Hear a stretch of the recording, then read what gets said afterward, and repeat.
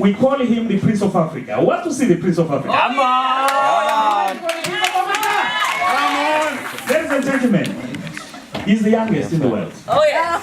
And he's a double MD. Yeah, baby. This is exciting. You saw the MD? Oh, He's yes. double that. Yes. Ladies and gentlemen, at this point in time, may I introduce to you the Prince of Africa, Mr. Sashin. Govender.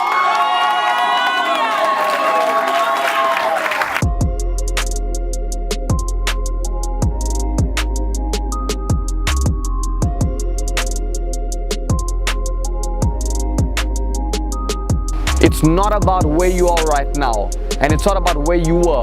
It's about how you finish. So finish strong.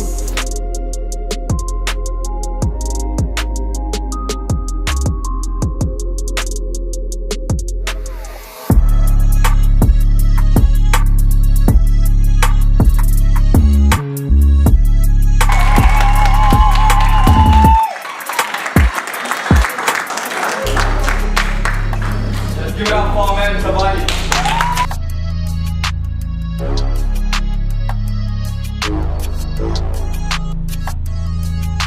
So it's very difficult just hanging out with people and not knowing who is around you for the right reasons. Because when I had nothing and I was dead broke, at the end of the day I was like, well, am I hanging around with the right people to pick me up and lift me up?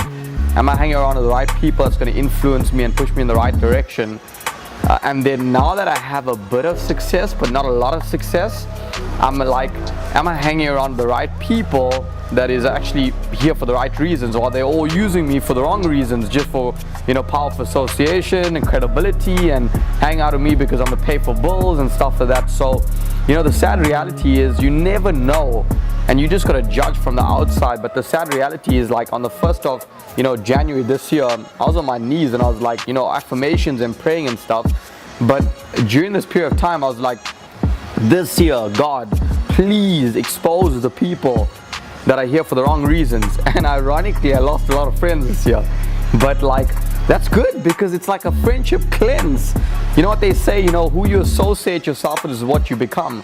Your top 5 friends determines the direction in your life and where you're headed and what you want to be. And I'm just here to tell you, man, you got to pay the price. It hurts deep down to lose your people. To lose people who you thought were friends but were actually foes in your life.